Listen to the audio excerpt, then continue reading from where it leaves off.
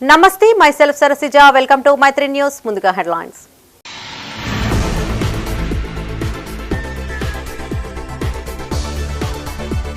ఘనంగా ఆచార్య జయశంకర్ జయంతి వేడుకలు ఘన నివాళులర్పించిన ప్రముఖులు.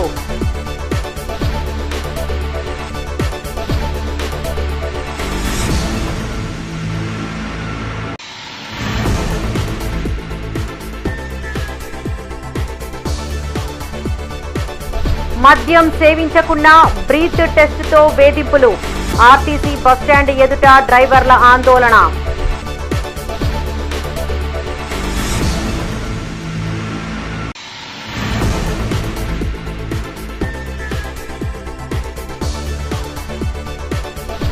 కొనసాగుతున్న తల్లిపాల వారోత్సవాలు. బాలింతలకు సూచనలు చేసిన కలెక్టర్ పమేలా సత్పతి.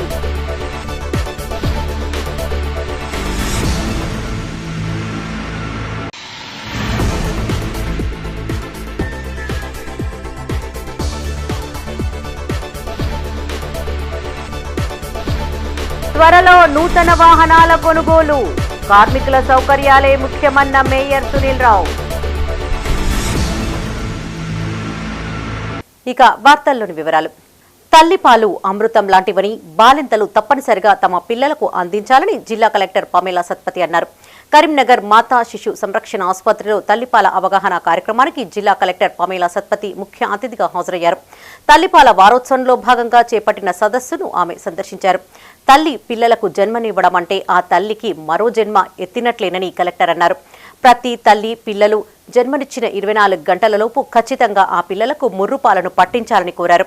అలా పట్టించడం ద్వారా ఇద్దరి ఆరోగ్యం బాగా ఉంటుందన్నారు. మహిళలు వారి ఆరోగ్యం విషయంలో చాలా ఓపికగా ఉంటారని, అదేవిధంగా ప్రతి తల్లి పుట్టబోయే బిడ్డ గురించి టీపాస్ స్కాన్ చేయించుకోవాలని తెలిపారు. మహిళలు ఆరోగ్యంగా ఉండాలంటే ఆరోగ్య మహిళా క్లినిక్ ను సంప్రదించి ఆరోగ్య పరీక్షలు చేయించుకోవాలని సూచించారు. ఈ కార్యక్రమంలో కలెక్టర్తో పాటు జిల్లా నుండి సివిల్స్ కి ఎంపికైన సాయి, సహానా అభ్యర్థులు, జిల్లా వైద్య ఆరోగ్య శాఖ అధికారి సుజాత, సంక్షేమాధికారి సరస్వతి, ఆసుపత్రి సూపరింటెండెంట్ వీరారెడ్డి, వైద్యులు, ఆసుపత్రి సిబ్బంది తదితరులు పాల్గొన్నారు. సమస్యలు ఉంటది, దాని గురించి ఆలోచిస్తారు, బిడ్డల గురించి హ్యాపీ అవ్వరు. ఇంకా ఏం చేస్తారు, అన్ని ఫుడ్ కాజు కిష్మిష్ తింటారు కానీ నీళ్లు తాగరు. మళ్ళీ పాలు ఎక్కడి నుంచి వస్తుంది, పాలలో ఏముంటది, నీళ్ళే ఉంటది కదా. సో న్యూట్రిషన్ తో పాటు రోజు తల్లిలు ఖచ్చితంగా కొత్త తల్లిలు పిల్లలకి ఎవరైనా అంటే 6 నెలల వరకు కనీసమైన 6 లీటర్స్ వాటర్ అంటే ఇట్లాంటి బాటిల్, 1 లీటర్ బాటిల్ ఉంటుంది కదా, 6 తప్పకుండా ఫినిష్ చేయడానికి ప్రయత్నం చేయండి. మీరు ఎంత వాటర్ తీసుకుంటారో అంత సహజంగా పిల్లలకి పాలు ఇవ్వగలుగుతారు. సో ఇది మాత్రం మీరు గమనించాలి. సో ఒకటి ఏంటంటే మనకి అంటే చిల్డ్రన్ హెల్త్ గురించి ఆలోచిస్తే తల్లిలు ఫస్ట్ వాళ్ళ హెల్త్ గురించి ఆలోచిస్తేనే వాళ్ళు ప్రశాంతంగా మనశాంతిగా అంత మంచి ఫుడ్ తీసుకొని వాళ్ళు ఉంటేనే పిల్లలకి మంచి ఫుడ్ ఇవ్వగలుగుతారు. తెలంగాణ మలిదశ ఉద్యమకారులు తెలంగాణ జాతిపిత ఆచార్య జయశంకర్ జయంతి వేడుకలు కరీంనగర్ జిల్లాలో ఘనంగా నిర్వహించారు. నగరంలోని వివిధ ప్రాంతాలలో పలు సంఘాలు, నాయకులు హాజరై ఆయనకు నివాళులర్పించారు. ప్రొఫెసర్ జయశంకర్ చేసిన సేవలను స్మరించుకున్నారు. తెలంగాణ సిద్ధాంతకర్త, ఉద్యమం కోసం తన జీవితాన్ని అర్పించిన ప్రొఫెసర్ కొత్తపల్లి జయశంకర్ జయంతి వేడుకలు కరీంనగర్ జిల్లా తిమ్మాపూర్ మండలంలో ఘనంగా జరిగాయి. మహాత్మానగర్లోని ప్రజాభవన్లో ఎమ్మెల్యే కవ్వంపల్లి సత్యనారాయణ, తహసీల్దార్ కార్యాలయంలో కలికోట విజయ్ కుమార్, ఎంపీడీఓ కార్యాలయంలో విజయ్ కుమార్, పోలీస్ స్టేషన్లో ఎస్ఐ చేరాలు జయశంకర్ చిత్రపటానికి పూలమాలలు వేసి నివాళులర్పించారు. ఆయన చేసిన త్యాగాలను గుర్తు చేసుకున్నారు. తెలంగాణ సాధన కోసం అహర్నిశలు పోరాడి అన్ని వర్గాలను ఏకం చేసి ఏకతాటిపై తన సలహాలతో, సూచనలతో నడిపించి తెలంగాణ సాధించినటువంటి తెలంగాణ జాతిపిత అని పిలువదగ్గటువంటి వ్యక్తి ప్రొఫెసర్ జయశంకర్ గారి జయంతి సందర్భంగా ఆయనకు ఘన నివాళులు అర్పిస్తూ ఉన్నాం. కాంగ్రెస్ పార్టీ పక్షాన మరియు మానకొండూరు కాంగ్రెస్ నాయకులు, శ్రేయోభిలాషులందరూ కూడా ఆయన ఘన నివాళులు అర్పిస్తూ ఉన్నారు. ఆచార్య కొత్తపల్లి జయశంకర్ జయంతిని పురస్కరించుకుని కరీంనగర్లో జయశంకర్ సార్ విగ్రహానికి పలువురు నేతలు నివాళులర్పించారు.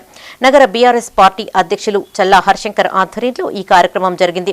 మాజీ ఎంపీ వినోద్ కుమార్ హాజరై జయశంకర్ సార్ విగ్రహానికి పూలమాలలతో నివాళులర్పించారు. 30 సంవత్సరాలుగా ఆయన ఆశయాలను వింటున్నామని, వాటిని నెరవేర్చాల్సిన బాధ్యత అందరిపైన ఉందని మాజీ ఎంపీ వినోద్ కుమార్ అన్నారు.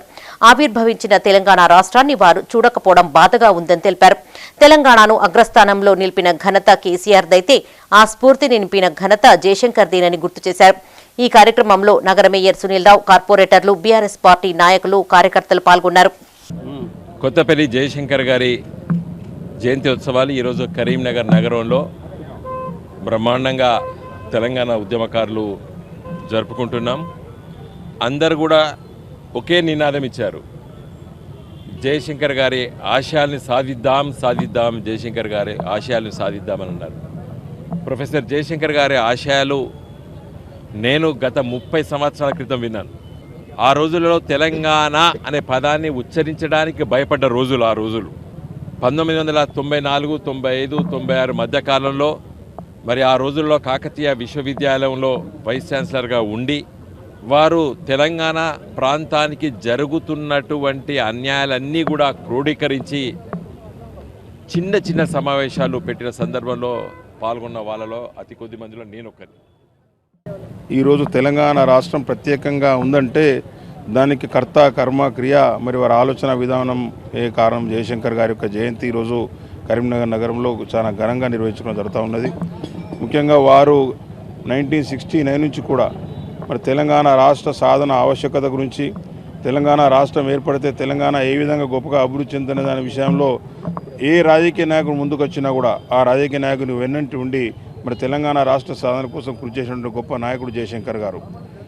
ప్రత్యేక రాష్ట్రం కోసం తన జీవితాన్ని దారబోసిన మహోన్నత వ్యక్తి ప్రొఫెసర్ జయశంకర్ అని నగర మేయర్ సునీల్ రావు అన్నారు. నగరంలోని మున్సిపల్ కార్యాలయంలో జయశంకర్ చిత్రపటానికి మున్సిపల్ అదనపు కమిషనర్ సువార్తతో కలిసి పూలమాలలతో నివాళులర్పించారు. తెలంగాణ ఉద్యమానికి ప్రముఖ సిద్ధాంతకర్త జయశంకర్ అని మేయర్ సునీల్ రావు అన్నారు. ఆనాటి సీఎం కేసీఆర్ కు వెన్నంటి ఉండి ముందుకు నడిపించారని గుర్తు చేశారు. ఆయన కృషి ఫలితంగానే తొలి ముఖ్యమంత్రి కేసీఆర్ సహకారంతో ప్రత్యేక రాష్ట్రం సిద్ధించిందని తెలిపారు. ఈ కార్యక్రమంలో సునీల్ రావుతో పాటు మున్సిపల్ అదనపు కమిషనర్ సువార్త, కార్పొరేటర్లు, అధికారులు పాల్గొన్నారు.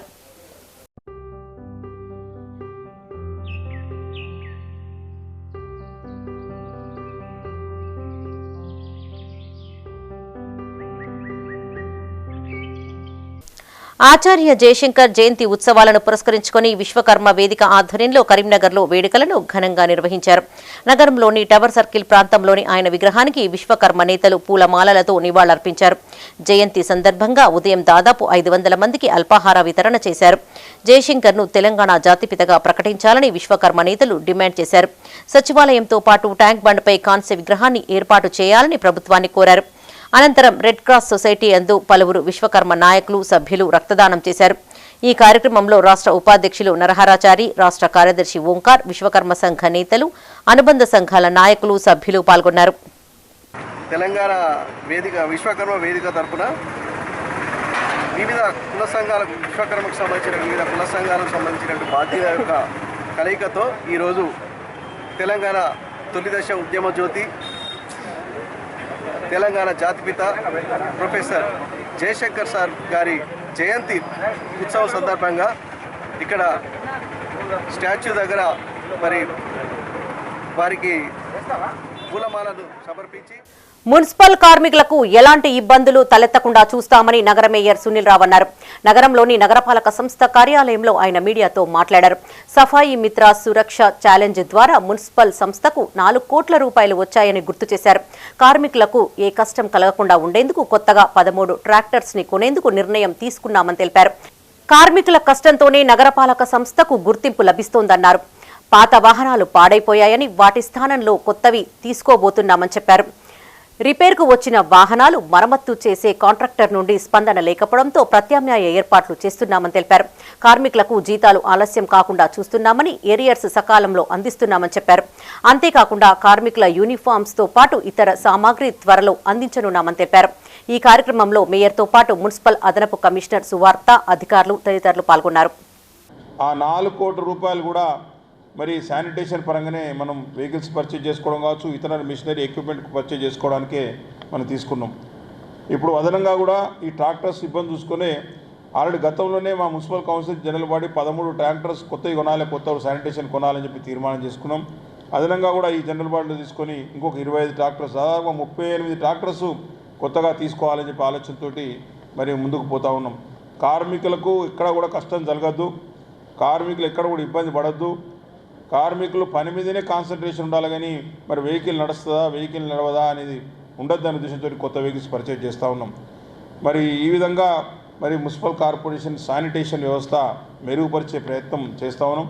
కార్మికుల యొక్క శ్రమతోటి, కార్మికుల యొక్క కష్టంతో ఈరోజు నగరపాలక సంస్థ ఒక మంచి నగరపాలక సంస్థగా మరి మనం ముందుకు తీసుకెళ్లే ప్రయత్నం వారి ద్వారానే జరుగుతూ ఉంది. కాబట్టి వారి శ్రమనే మాకు ఈరోజు అన్ని రంగాల్లో కూడా అవార్డ్స్ రావడానికి కావచ్చు, లేకపోతే కరీంనగర్ నగరపాలక సంస్థకు స్వచ్ఛ సర్వేక్షణలో కావచ్చు, మరి ఏ దానిలో గుర్తింపు రావాలన్నా కూడా వారి శ్రమ వల్ల వస్తూ ఉన్నది. కరీంనగర్ జిల్లా ప్రభుత్వ ప్రధాన ఆసుపత్రి నిత్యం రోగులతో క్రిక్కిరిసిపోతోంది. వర్షాలు, ఇతర సమస్యలతో వేలాది మంది ప్రజలు రోగాల బారిన పడుతున్నారు. ఆసుపత్రికి ప్రతిరోజు వేలాది సంఖ్యలో రోగులు రావడంతో ఓపీ కౌంటర్లు పెంచాలని కోరుతున్నారు. సరైన వసతులు లేకపోవడంతో రోగులు ఇబ్బంది పడుతున్నారు.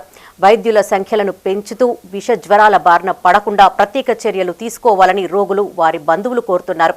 ప్రభుత్వ ఆసుపత్రి పరిస్థితులపై మా కరెస్పాండెంట్ శ్రీనివాస్ మరిన్ని వివరాలు అందిస్తారు.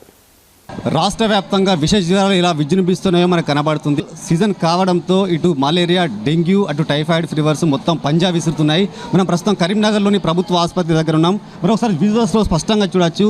పొద్దున ఇప్పటికీ సమయం 11:30-12 గంటల ప్రాంతం అవుతుంది. చాలామంది ఇందులో ఇక్కడ దాదాపు కొన్ని వందల మంది లైన్లో వేచి ఉన్నారు. ఇక్కడ చాలామంది అంటే మలేరియా, టైఫాయిడ్ ఫీవర్ కోసం ఇక్కడ లైన్లో బారులు తీరున్నారు.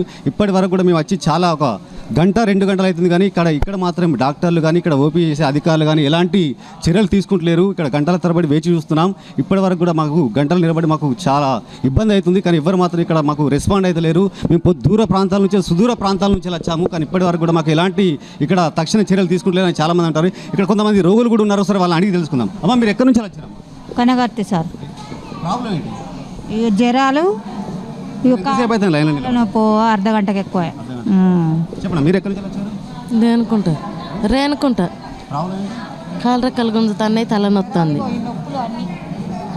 చూశారు కదా, అంటే సుదూర ప్రాంతాలు కరీంనగర్ నుంచిలే కాకుండా కరీంనగర్ చుట్టుపక్కల ప్రాంతాల నుంచి కూడా అంటే దాదాపు ఒక 30 నుంచి 40 కిలోమీటర్ల దూరం నుంచి కూడా ఇక్కడ రోగులు చాలామంది వచ్చి ఇక్కడ ప్రభుత్వ ఆసుపత్రికి వచ్చారు. కేవలం ప్రభుత్వ ఆసుపత్రికి మాత్రం పేద మధ్యతరగతి వర్గాలకు చెందిన ప్రజలు మాత్రం వస్తుంటారు. ఎందుకంటే వాళ్ళకు స్తోమత లేదు కాబట్టి, ప్రైవేట్ హాస్పిటల్లో చూసుకునే స్తోమత లేదు కాబట్టి వాళ్ళు కేవలం గవర్నమెంట్ ఆసుపత్రిలో చూయించుకోవడానికి వస్తుంటారు. కానీ ఇలా రోగుల సంఖ్య పెరిగినప్పటికీ కూడా ఇక్కడ ఆసుపత్రి సిబ్బంది యాజమాన్యం కూడా ఎలాంటి చర్యలు తీసుకోవడంతో దాదాపు గంటల కొద్దీ ఇక్కడ నుంచి చూడొచ్చు దాదాపు ఒక 100 నుంచి 300 మందిలో లైన్లో నిలబడుతున్నారు. మాకు చాలా ఇబ్బంది అవుతుందని కూడా ఇక్కడ వచ్చిన రోగులు అంటారు. చాలా తలనొప్పితో, ఇటు టైఫాయిడ్ ఫీవర్తో, మలేరియా, డెంగ్యూ లాంటి ఫీవర్లతో మేము చాలా సఫర్ అవుతున్నాము. ఇప్పటికొచ్చి మీ గంటల తరబడి ఏం తినకుండా వచ్చి ఇక్కడ గంటల తరబడి మేము వేచి చూస్తాము. కానీ మా పట్ల మాత్రం ఇక్కడ అధికారులు ఎలాంటి చర్యలు తీసుకుంటలేరు అంటున్నారు.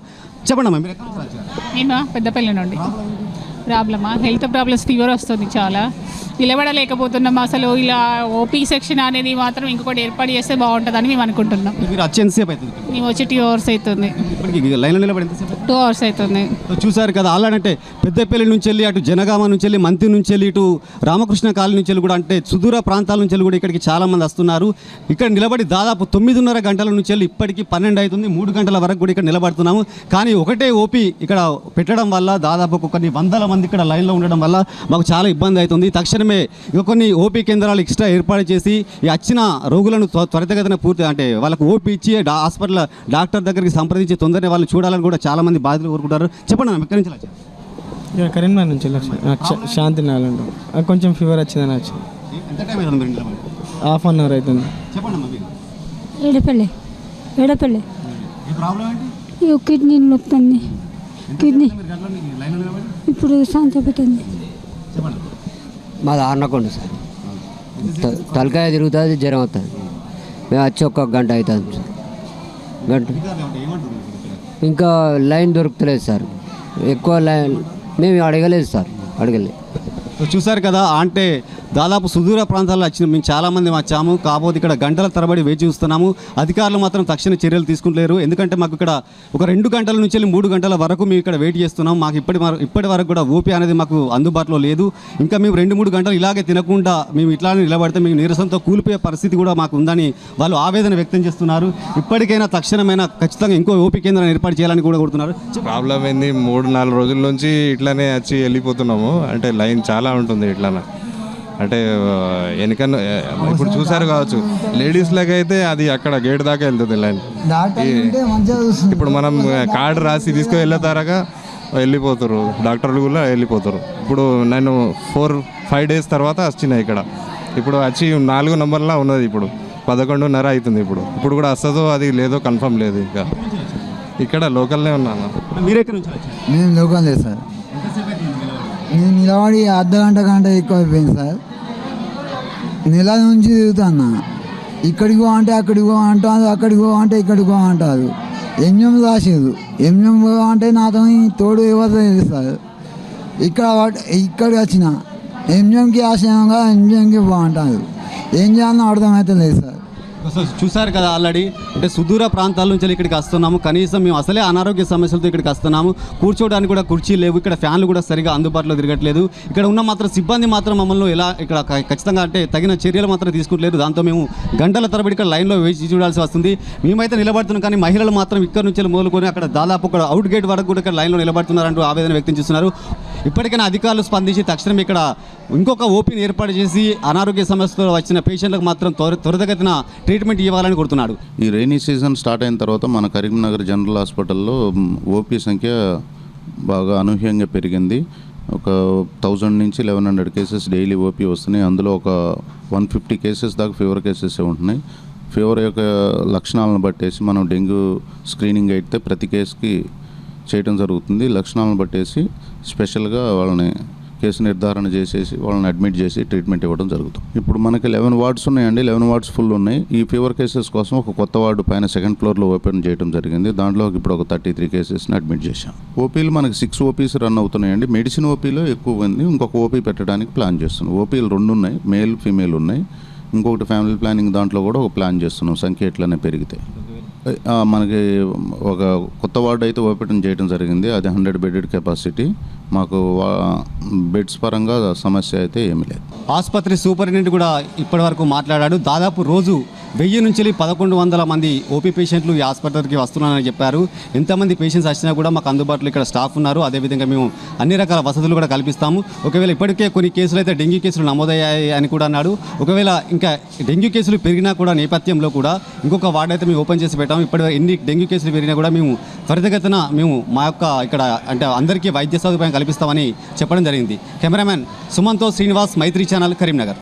కరీంనగర్ అభివృద్ధి లక్ష్యంగా నగరపాలక సంస్థ పనిచేస్తోందని నగర మేయర్ సునీల్ రావు అన్నారు. నగరంలోని 32వ డివిజన్ వినాయక నగర్ లో మేయర్ పర్యటించారు.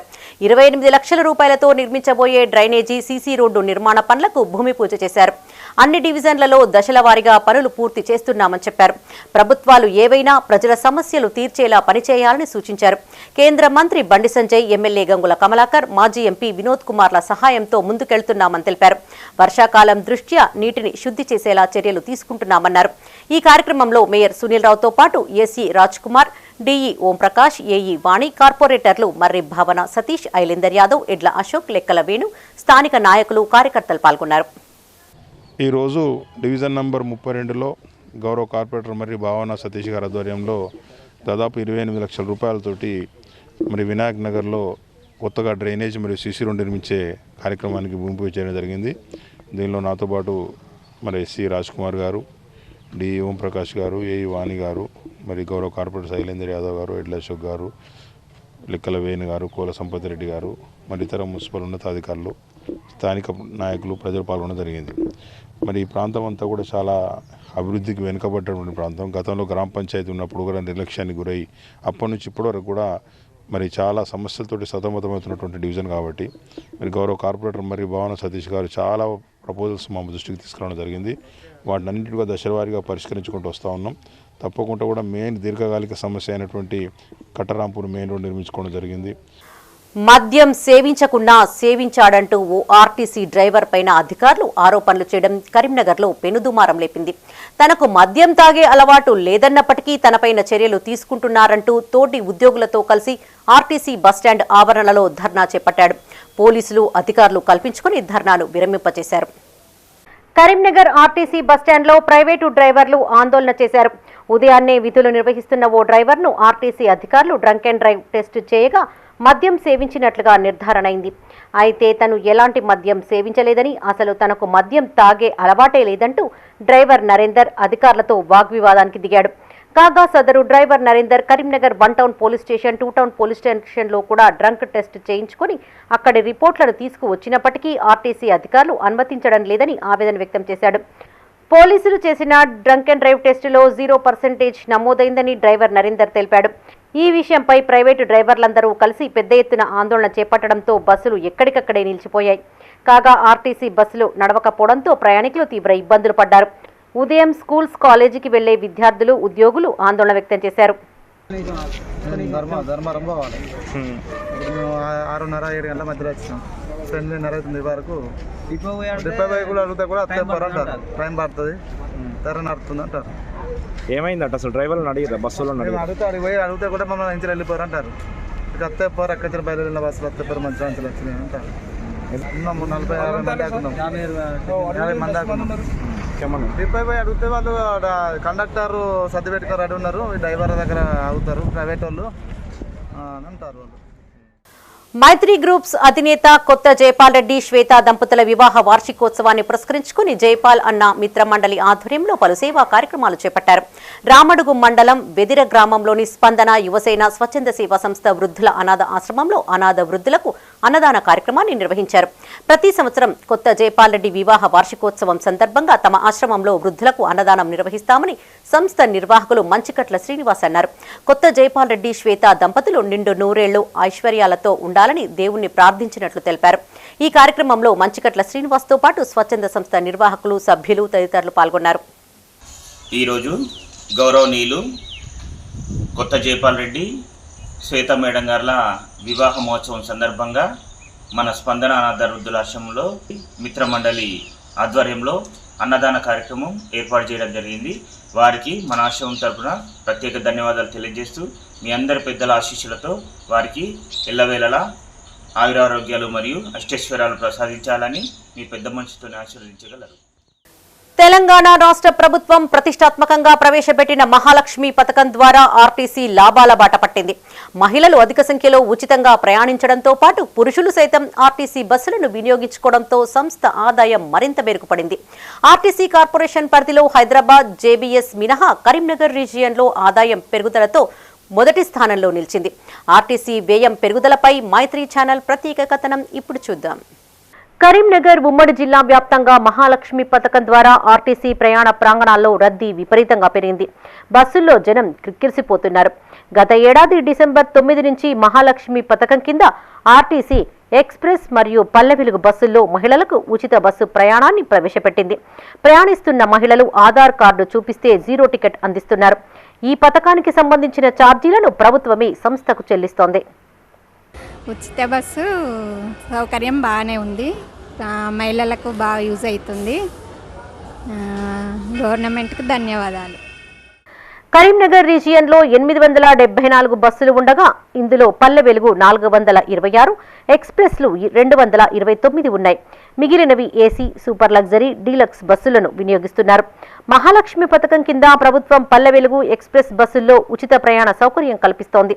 మహాలక్ష్మి పథకానికి ముందు రీజియన్ వ్యాప్తంగా ప్రతిరోజు 2.21 లక్షల మంది ప్రయాణించగా పథకం అమల్లోకి వచ్చాక ఆ సంఖ్య 4.15కు చేరింది. ఒక్కో సమయంలో 5 లక్షల వరకు ఉంటుందని అధికారులు చెబుతున్నారు. డిసెంబర్ 9 నుంచి తెలంగాణ రాష్ట్ర ప్రభుత్వం ప్రవేశపెట్టిన ఆర్టీసీ పల్లె వెలుగు, ఎక్స్ప్రెస్ బస్సులలో మహిళలకు ఉచిత ప్రయాణంతో ఆర్టీసీకి ఇప్పటివరకు మన కరీంనగర్ జిల్లాలో 11 డిపోలు ఉన్నాయి. ఈ 11 డిపోలు అన్నీ కలుపుకొని 6,52,00,000 మంది మహిళా ప్రయాణికులు ప్రయాణం చేసినారు. వీరి ద్వారా ఆర్టీసీకి కరీంనగర్ జిల్లాకి 236 కోట్ల ఆదాయం వచ్చింది. గతంలో ఉన్న 68% ఆక్యుపెన్సీ ఉన్న గతంలో ఉండేది, ఇప్పుడు అది కాస్త 84% ఆక్యుపెన్సీకి వచ్చింది. సో ఆర్టీసీకి ఆదరణ పెరిగింది. అంటే ఆర్టీసీకి రద్దీకి అనుగుణంగా మా టీం అంతా కూడా కండక్టర్లు, డ్రైవర్లు, మెకానిక్స్ అండ్ సూపర్వైజర్స్, ఆఫీసర్స్ అందరూ కూడా కలిసికట్టుగా పనిచేస్తూ వారికి ఎలాంటి అసౌకర్యం కలగకుండా చూసుకుంటున్నాము.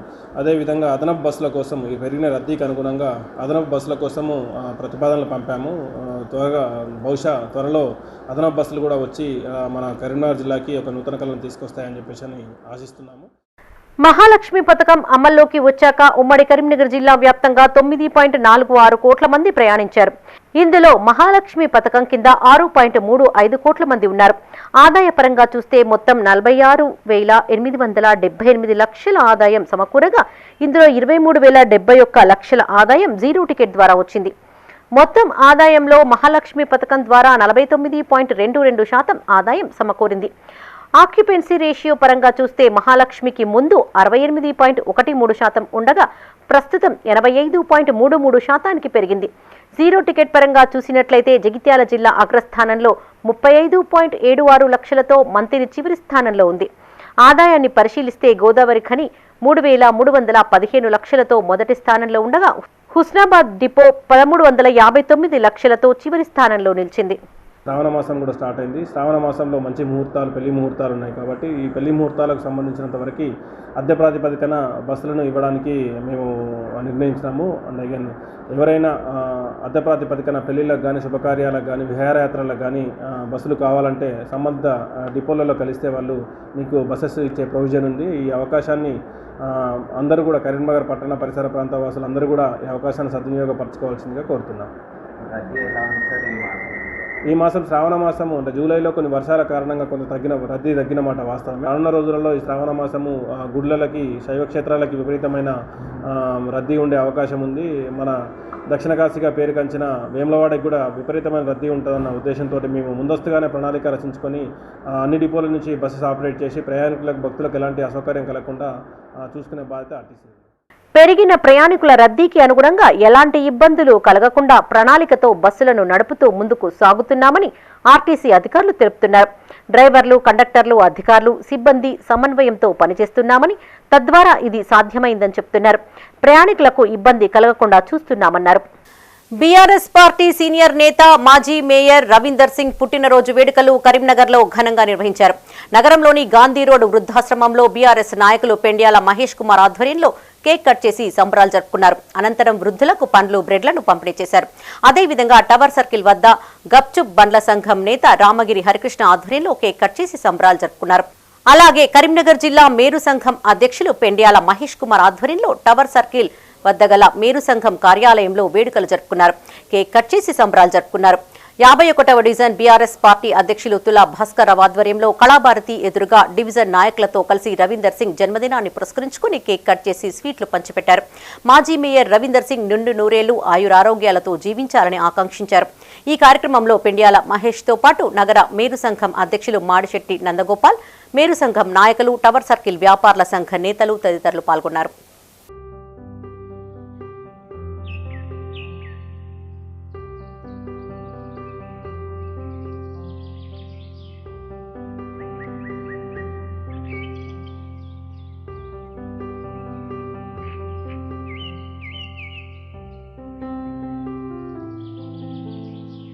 కరీంనగర్లో రోజురోజుకు దొంగతనాలు పెరిగిపోతున్నాయి. నగరంలోని కోతిరాంపూర్ మెయిన్ రోడ్లో ఉన్న 2 వైన్ షాపుల్లో తెల్లవారుజామున 3 దొంగలు దొంగతనానికి పాల్పడ్డారు. సుమారు ఉదయం 3 గంటల సమయంలో ఈ దొంగతనం జరిగినట్లు తెలుస్తోంది. 2 దొంగలు పరారీలో ఉండగా ఒకరిని 1 టౌన్ పోలీసులు పట్టుకున్నారు. సీసీ కెమెరా విజువల్స్ ద్వారా ఒకరిని గుర్తించామని, మరో 2 పరారీలో ఉన్నట్లు 1 టౌన్ సీఐ సరీలాల్ అన్నారు. వీరికి సంబంధించిన సీసీ ఫుటేజీని విడుదల చేశామన్నారు. వీరు నాగ్పూర్కు చెందినవారుగా అనుమానిస్తున్నామని తెలిపారు. పారిపోయిన దొంగల కోసం పోలీసులు గాలింపు చర్యలు చేపట్టారు.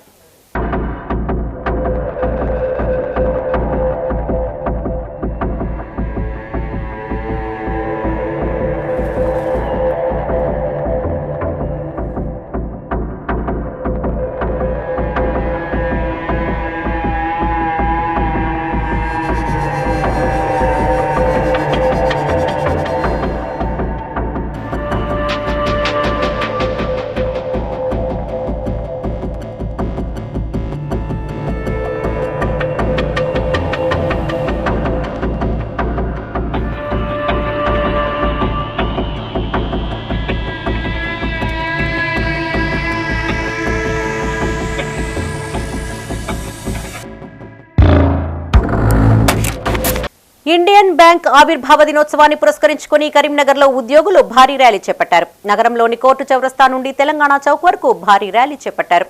బ్యాంక్ కస్టమర్లకు అందిస్తున్న సేవలను ప్లకార్డుల ద్వారా ప్రదర్శిస్తూ అవగాహన కల్పించారు. బ్యాంకు ఆవిర్భవించి నేటికి 118 సంవత్సరాలు గడుస్తున్న సందర్భంగా వాకథాన్ నిర్వహించామని జోనల్ మేనేజర్ రాజ్ కుమార్ అన్నారు. ఇందుకుగాను 118 క్యాంపియన్స్ ప్రారంభించామని చెప్పారు. తమ బ్యాంకు ద్వారా ఆకర్షణీయమైన వడ్డీ రేట్లను అందిస్తున్నామని తెలిపారు. ఈ అవకాశాన్ని కస్టమర్లు సద్వినియోగం చేసుకోవాలని సూచించారు. వచ్చే వారం విద్యానగర్ బ్రాంచ్ లో మెడికల్ క్యాంపు నిర్వహిస్తున్నామని చెప్పారు. ఈ కార్యక్రమంలో రాజ్ కుమార్ తో పాటు బ్యాంకు ఉద్యోగులు, సిబ్బంది తదితరులు పాల్గొన్నారు.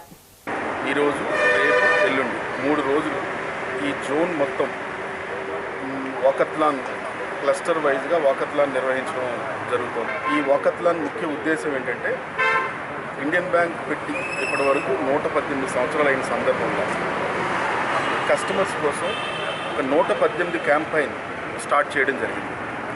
ఈ క్యాంపెయిన్లో కస్టమర్స్ ఎస్బీ అకౌంట్ ఓపెన్ చేసుకోవచ్చు, కరెంట్ అకౌంట్స్ ఓపెన్ చేసుకోవచ్చు, అలాగే రిటైల్ టర్మ్ డిపాజిట్స్కి మీద ఆకర్షణీయమైన వడ్డీ రేట్లతో మేము ఆఫర్ చేస్తున్నాం.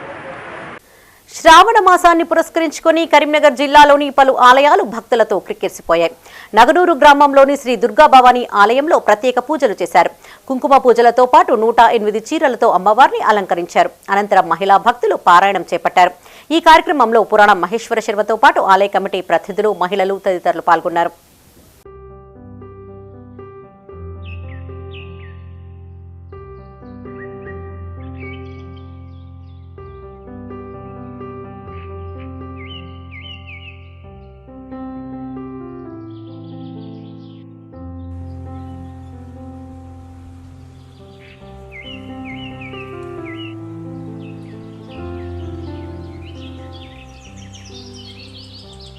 దేశవ్యాప్తంగా బీసీ కులగణన చేపట్టాలంటూ ఢిల్లీలో తలపెట్టిన ఆందోళన కార్యక్రమంలో కరీంనగర్కు చెందిన బీసీ నాయకులు హాజరయ్యారు.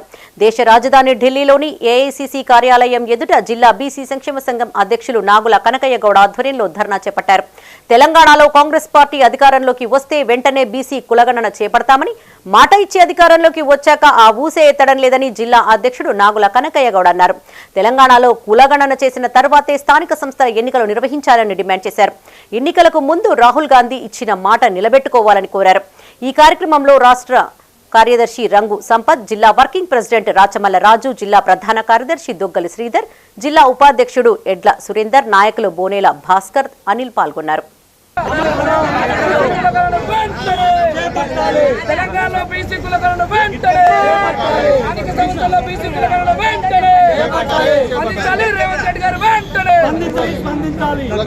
కరీంనగర్లో సామూహిక మంగళ గౌరీ వ్రతం ఘనంగా నిర్వహించారు. కృష్ణానగర్లోని ఓ ప్రైవేటు ఫంక్షన్ హాల్లో మహిళలు పెద్ద సంఖ్యలో హాజరై మంగళగౌరి వ్రతాన్ని ఆచరించారు.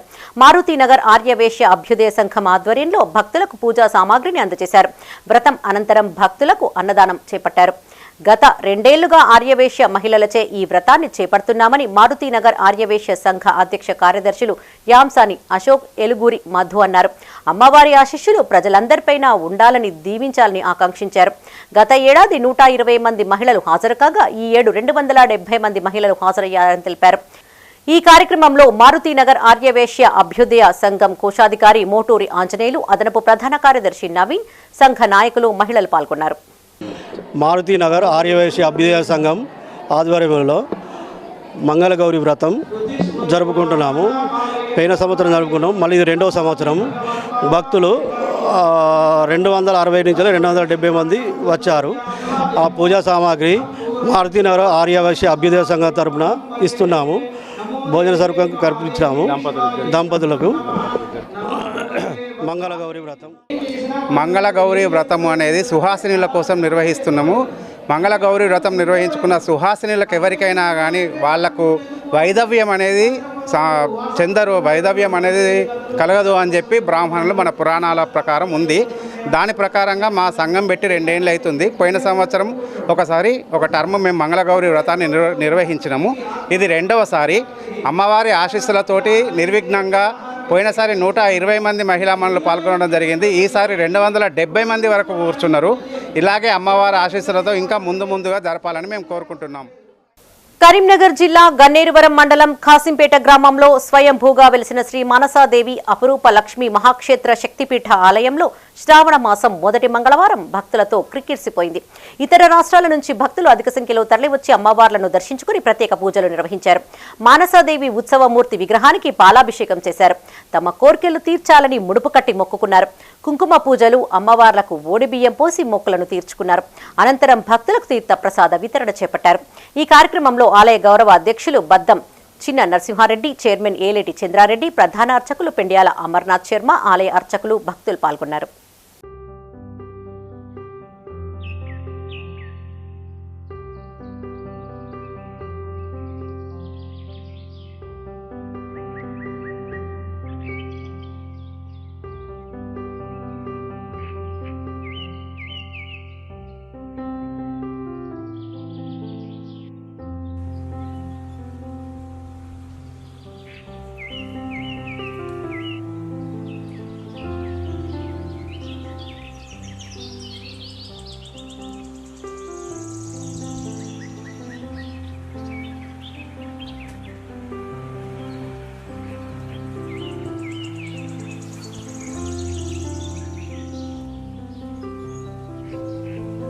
ప్రభుత్వ భూమిని కాపాడాలంటూ తహసీల్దార్ కార్యాలయం ముందు మైలారం గ్రామస్తులు ధర్నా నిర్వహించారు.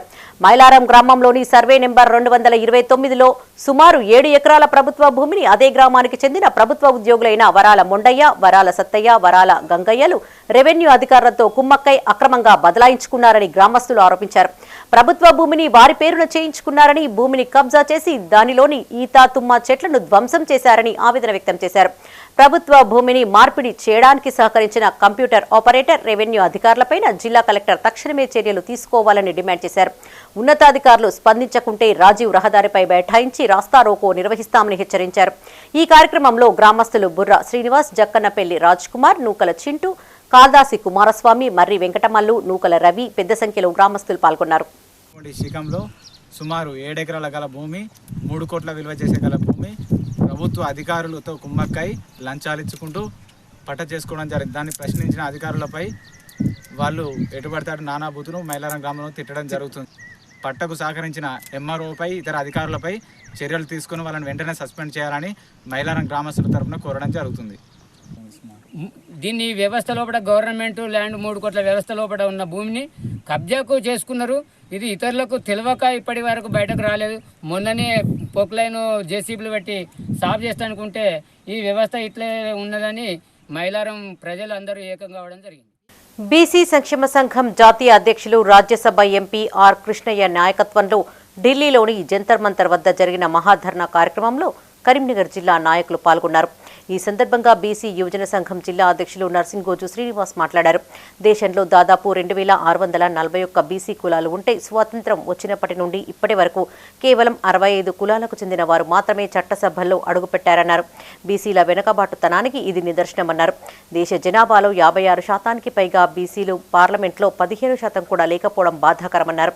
ఇప్పటికైనా బీసీలు మేల్కొని రాజ్యాధికారం దిశగా అడుగులు వేయకపోతే భావితరాలు తీవ్రంగా నష్టపోయే అవకాశం ఉందన్నారు. ఈ మహాధర్నాలో బీసీ సంక్షేమ మహిళా సంఘం జిల్లా అధ్యక్షురాలు గుంటి స్వరూప, యువజన సంఘం నగర అధ్యక్షులు నితిన్, జిల్లా ప్రధాన కార్యదర్శి పెద్ది శ్రీనివాస్, బీసీ సంఘం జిల్లా ప్రధాన కార్యదర్శి కాటా వేణుగోపాల్, యువజన సంఘం జిల్లా ఉపాధ్యక్షులు శ్రీనివాస్ పాల్గొన్నారు. అత్యంత బాధాకరమైనటువంటి విషయం, ఈ దేశంలో మన వాటా బీసీలు, ఉత్పత్తి కులాలైనటువంటి బీసీలు ఇవాళ శ్రమతో చేతి వృత్తులు, కుల వృత్తులు, వివిధ వృత్తుల మీద ఆధారపడి శ్రమ చేసి పన్నులు కడితే పన్నుల రూపంలో వచ్చిన వాటా 48 లక్షల కోట్లు పైచీలకైతే ముష్టిగా వేసినట్టు బీసీల అభివృద్ధికి 2300 కోట్లు ఏ మూలం సరిపోతాయని చెప్పేసి నేను ఈ సందర్భంగా కేంద్ర ప్రధానమంత్రి నరేంద్ర మోడీ గారిని ఈ సందర్భంగా ప్రశ్నిస్తా ఉన్నా. మంతినికి చెందిన ఓ ఆన్లైన్ సెంటర్ యజమానితో పాటు ఒక యూట్యూబ్ ఛానల్ నిర్వాహకుడిపైన కేసు నమోదు చేసినట్టు సీఐ రాజు తెలిపారు. స్థానిక పోలీస్ స్టేషన్లో ఆయన మీడియాతో మాట్లాడారు. గుమ్నూరు గ్రామానికి చెందిన బండారి రాజ్ కుమార్ స్థానికంగా ఉన్న ఓ ఆన్లైన్ సెంటర్లో ఫోన్ పే చేసి డబ్బులు తీసుకున్నట్టు తెలిపారు. రెండవసారి కూడా ఫోన్ పే చేయగా డబ్బులు రాకపోవడం యజమాని గమనించినట్టు చెప్పారు. ఈ విషయంపై రాజ్ కుమార్ ను ప్రశ్నిస్తున్న సమయంలో అక్కడే ఉన్న ఓ యూట్యూబర్ నిర్వాహకుడు తన ఛానల్ ద్వారా ప్రసారం చేసినట్టు వెల్లడించారు. అనంతరం పోలీసులకు ఫిర్యాదు చేయగా మనస్తాపానికి గురైన సదరు యువకుడు తెల్లవారుజామున ఉరివేసుకుని ఆత్మహత్యకు పాల్పడ్డట్టు చెప్పారు. మృతుడి తల్లి ఫిర్యాదు మేరకు ఆన్లైన్ సెంటర్ యజమానితో పాటు యూట్యూబ్ ఛానల్ నిర్వాహకుడిపైన కేసు నమోదు చేశామన్నారు. దర్యాప్తు అనంతరం పూర్తి వివరాలు వెల్లడిస్తామని సీఐ తెలిపారు. మంత్ ఇన్లో త్రినేత్రి అని షాప్ దగ్గరికి వెళ్ళిండట, జిరాక్స్ సెంటర్ దగ్గరికి వెళ్ళి ఫోన్పే చేస్తాం 300 ఇవ్వమని చెప్పిండట. ముందు రోజు చెప్పిన తర్వాత ఫోన్పే చేసినాక డబ్బులు రాలేదట. మళ్ళీ నెక్స్ట్ డే కూడా అదే షాప్కి వెళ్ళిన తర్వాత ఒక 500 కొడతా అన్న, నాకు క్యాష్ ఇవ్వండి నేను ఫోన్పే చేస్తానంటే సరే అని చెప్పి సెండ్ చేయగానే మనీ సెండ్ అయినాయట. వాళ్ళ ఫోన్లో చూపించలేదట. షాప్ వాళ్ళు ఏం చేసిర్రు, ఫోన్ తీసుకొని చూసిరట. చూసి నువ్వు 2 యాప్లు ఉన్నాయట దాంట్లో, ఒకటి ఫేక్ యాప్ ఒకటి రియల్ యాప్ ఉంటే నువ్వు 2 ఫోన్పే యాప్లు యూజ్ చేస్తానో ఎందుకు ఇట్లా యూజ్ చేస్తానో అని చెప్పి ఫోన్ తీసుకొని చెక్ చేసిరట. చెక్ చేసిన వెంటనే ఏం చేసిరు, డిపార్ట్మెంట్కి అంటే 100 డయల్ చేసి చేయగానే వాళ్ళు వచ్చిర్రు. యూట్యూబ్లో పెట్టిళ్ళు, అది టోటల్గా వైరల్ అయింది. వైరల్ అయిపోయిన తర్వాత డిపార్ట్మెంట్ వాళ్ళు కూడా మాకేం ఇన్ఫామ్ చేయలేదు. మాట్లాడంగానే సార్ ఎస్ఐ సార్ మాట్లాడి తీసుకెళ్ళమని చెప్పారు. 8:30కి ఇంటికి వచ్చిర్రు. ఇంటికి వచ్చిన తర్వాత నైటు నార్మల్గా అడిగినాం ఏం చేసినామనంటే, నేను కూర్చోబెట్టుకొని అడిగితే నన్ను కానిస్టేబుల్ కొట్టిండు, చెంప మీద కొట్టిండు అని చెప్పిండు.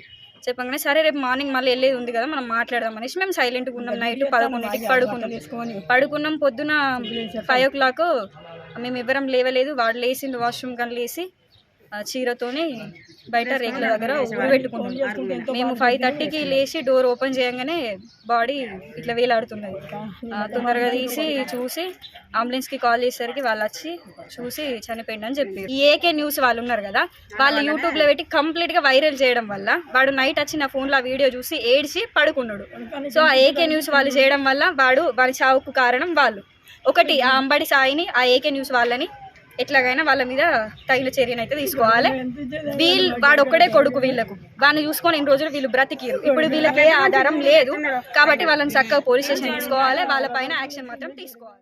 కుమార్ ఇమ్మీడియట్లీ ఆ విషయాన్ని తెలుసుకొని దాన్ని ఆ న్యూస్ ద్వారా దాన్ని డిస్ప్లే చేయడం జరిగింది. అదే విషయాన్ని ఇమ్మీడియట్లీ కుమార్ పోలీసులు వెళ్ళవలసి పోలీసులు ఇమ్మీడియట్లీ అక్కడ పోయి విచారించి అబ్బాయిని తీసుకొచ్చేసి పోలీస్ స్టేషన్లో విచారించి ఈ యాప్ ద్వారా మరి డబ్బులు రావడం అనేది ఎస్ఐ ఇమ్మీడియట్లీ దాన్ని విచారించి అదే విషయాన్ని ఆ ఫోన్ సీజ్ చేసేసి ఒకటి వాళ్ళ తల్లిదండ్రులు ఎవరైతే ఇప్పుడు ఈ జరిగిన ఈ రాజ్ కుమార్ అనే అబ్బాయి ఆ ఇన్సిడెంట్ మీద మనస్తాపం గురై తెల్లారి 5 గంటలకు ఇంట్లో నుంచి బయటకు వెళ్ళి అతను రేకుల షెడ్లో హ్యాంగింగ్ చేసుకోవడం జరిగింది. మరి దాని మీద ఇదంతా ఇప్పుడు ఏదైతే ఇప్పుడు నేను చెప్పాను మీ అందరికీ కూడా, ఆ ఇష్యూ మీద అతను మనస్తాపం చెంది అతను ఆ షెడ్లో హ్యాంగింగ్ చేసుకోవడం జరిగింది. మరి దానికి సంబంధించిన ఇష్యూలో ఆ పోలీసు ఎస్ఐ స్టేషన్ పిలిపించి విచారించి వాళ్ళ అమ్మ నాన్నకు ఉన్న విషయాన్ని చెప్పేసి ఆ ఫోన్ సీజ్ చేసి తెల్లారి రమ్మని పంపడం జరిగింది. తెల్లారి ఈ అబ్బాయి ఇంటికి వెళ్ళి హ్యాంగింగ్ చేసుకోవడం జరిగింది. ఆ పిటిషన్ మీద వాళ్ళ తల్లి ఏదైతే బండారు తిరుమల ఉందో దానికి ఇచ్చిన పిటిషన్ మేరకు ఈ త్రినేత్రకు సంబంధించిన ఫోటో స్టూడియోను మరియు ఏకే న్యూస్ సంబంధించిన కుమార్పై పిటిషన్ ఇవ్వడం జరిగింది. మా కొడుకు దీని మీద మనస్తాపం చెంది హ్యాంగ్ చేసుకుని ఇస్తే వాళ్ళు ఎదురు కేసు రిజిస్టర్ చేసాం. తర్వాత కూడా ఏంటంటే దీని ద్వారా మేము మళ్ళీ ఒకసారి విచారణ జరిపి స్టేట్మెంట్లను రికార్డ్ చేసి ఏదైతే న్యూస్ వచ్చిందో దాని మీద కూడా కంప్లీట్ విచారణ జరిగి దానిపైన మేము యాక్షన్ తీసుకొని దాన్ని కోర్టుకు ఛార్జ్షీట్ వేయడం జరుగుతుంది అనేది మీ ద్వారా నేను తెలియపరుస్తున్నాను. ఇవి ఈ బులెటిన్ విశేషాలు. మరిన్ని తాజా వార్తలతో మరో బులెటిన్లో మళ్ళీ కలుసుకుందాం. అప్డేట్స్ కోసం చూస్తూనే ఉండండి మైత్రి న్యూస్. మేము లోకల్, మాడ్డా, కరీంనగర్. Sign out, Sarasija.